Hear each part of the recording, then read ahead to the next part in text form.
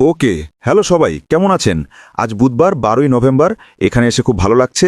আশা করি আপনারা যেখানেই থাকুন না কেন আপনাদের দিনটি চমৎকার কাটছে। শুরু থেকেই চ্যাটে এতজন দেখে ভালো লাগছে। আমাকে সমর্থন করার জন্য এবং প্রতিদিন আমার সাথে আসার জন্য আপনাদের অসংখ্য ধন্যবাদ। আপনারা আসেন, এটা আমার কাছে অনেক বড় ব্যাপার। আমি অবশ্যই কিছু না কিছু নিয়ে আসার চেষ্টা করি যা অন্তত আপনাদের ভাবতে বাধ্য করে, এবং আশা করি এটি আপনাদের বিজয়ের যাত্রায় এবং তার বাইরেও বড় সাহসী সুন্দর স্বপ্ন পূরণে সাহায্য করবে। যাই হোক, তাহলে আপনাদের বর্তমান পরিস্থিতি সম্পর্কে বলি। ওইএস এর দিক থেকে এখনও ওএনইউএস 18-এ আছি, সেখানে নতুন কিছু নেই, এবং যারা এখনও বিজয়ের সাথে অনবোর্ডিং করছেন এবং যারা করেননি, ঠিক আছে, চিন্তা করবেন না, কাজ এগিয়ে চলছে। এখনও কিছু শুরু হয়নি এবং অবশ্যই অনবোর্ডিং প্রক্রিয়া এখনও চলছে। তাই যারা এখনও লিঙ্ক পাননি, চিন্তা করবেন না, আপনারা সুযোগ পাবেন।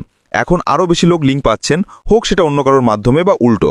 মনে রাখবেন বন্ধুরা, আপনারা যাদের চেনেন, যাদের বিশ্বাস করেন, তাদের সাথে কাজ করা গুরুত্বপূর্ণ।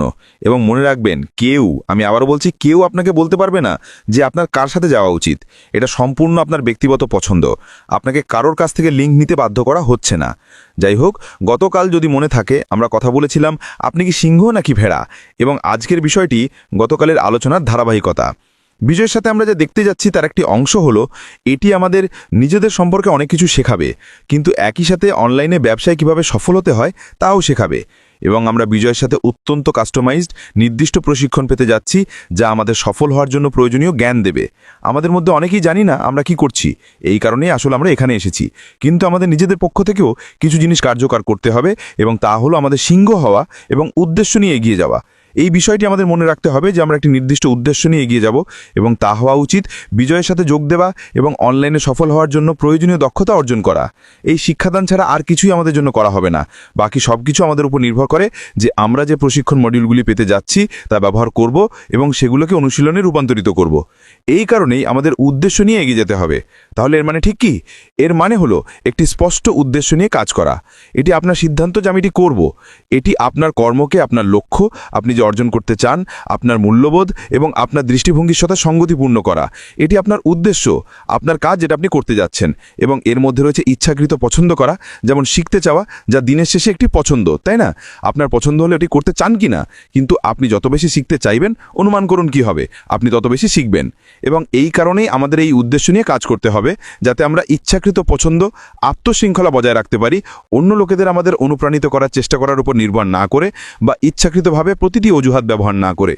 এখন আমি আশা করি আপনার এগিয়ে যাওয়ার পথে কিছু বাধা আসবে, তবে এটি যাত্রার একটি অংশ। প্রতিদিন আগের দিনের মতো ভালো নাও হতে পারে, কখনো কখনো এটি একটি ঢেউয়ের মতো প্রভাব ফেলবে। বিজয়ের মধ্যে এমন কিছু বিষয় থাকবে যা আপনি জানবেন, যা আপনার কাছে সহজ মনে হবে এবং আপনি সেগুলি খুব সহজেই অতিক্রম করবেন। তবে এর মধ্যে এমন কিছু জিনিসও থাকবে যা আপনার বুঝতে, গ্রহণ করতে এবং আপনার নিজস্বভাবে প্রক্রিয়া করতে আক্ষরিক অর্থেই কঠিন মনে হবে।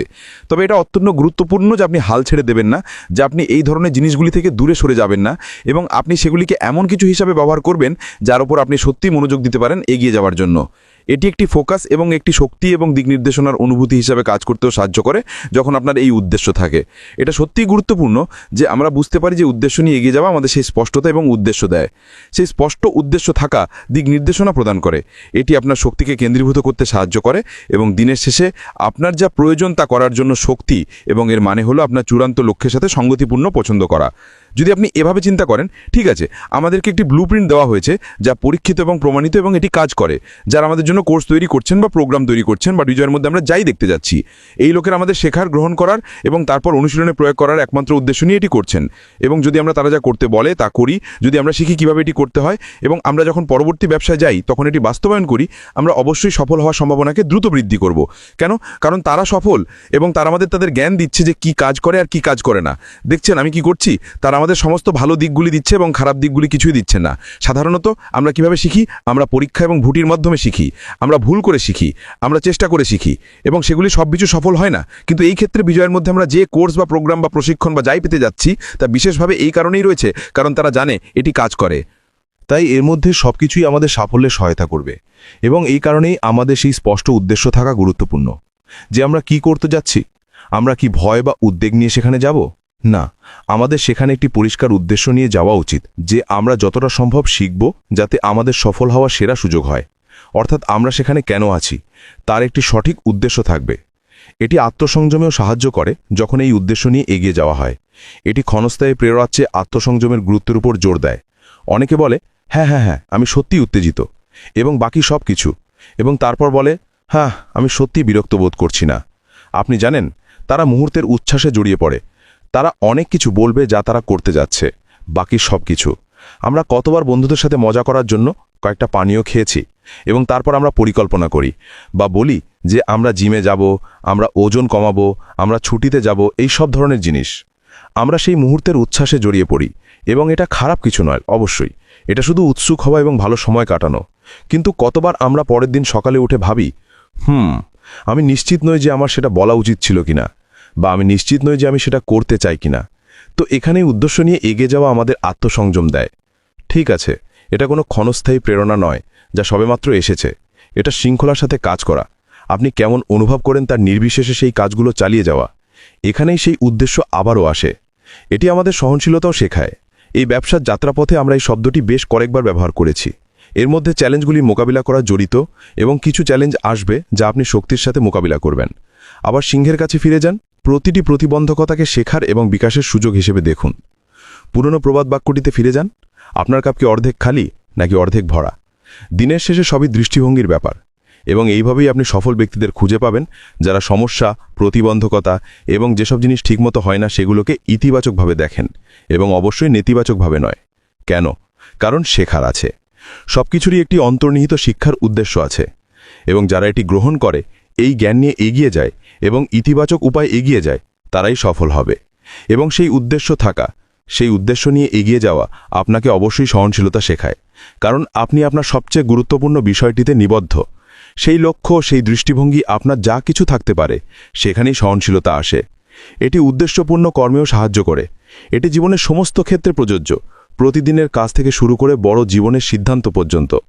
আপনার কর্মের ফলস্বরূপ একটি কাঙ্ক্ষিত ফলাফল নিশ্চিত করা হচ্ছে, এবং এখানেই আবারও সেই উদ্দেশ্য আসে। এবং সবশেষে এটি আপনাকে পূর্ণতা দেবে যখন আপনি উদ্দেশ্য নিয়ে বাঁচবেন এবং কাজ করবেন। আপনি সেই লক্ষ্যগুলি অর্জন করার সময় আরও বেশি পূর্ণতা এবং তৃপ্তি অনুভব করবেন। যখন আপনি অন্য লোকেদের থেকে অনেক বেশি জানার পর্যায়ে পৌঁছে যাবেন এবং সেই জ্ঞান অর্জন করবেন যাতে আপনি আপনার সাফল্যের জন্য তা প্রয়োগ করতে পারেন, তখন আপনি একটি দুর্দান্ত তৃপ্তি অনুভব করবেন যে আপনি আপনার সাফল্য নিশ্চিত করার উদ্দেশ্যে এগিয়ে গেছেন। সুতরাং আপনি যদি এটি গ্রহণ করেন, এটিকে সিংহ হওয়া এবং নেতা হওয়ার অন্যান্য বিষয়গুলির সাথে রাখেন, আমি মনোযোগ সহকারে এগিয়ে যাব। আমি আমার পথে আসা যে কোনো চ্যালেঞ্জের মোকাবিলা করতে প্রস্তুত থাকব। আমি নিয়মিতভাবে এটি করব। আমি শেখার জন্য সময় আলাদা করে রাখব। আমি নিশ্চিত করব যে আমি যখন আসা উচিত তখন উপস্থিত থাকব।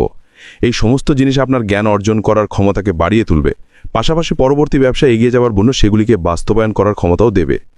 এটি সত্যি গুরুত্বপূর্ণ যে আপনার সেই উদ্দেশ্য আছে, যে আপনি আপনার পরিকল্পনা সেট করেন যে আপনি কি করতে যাচ্ছেন।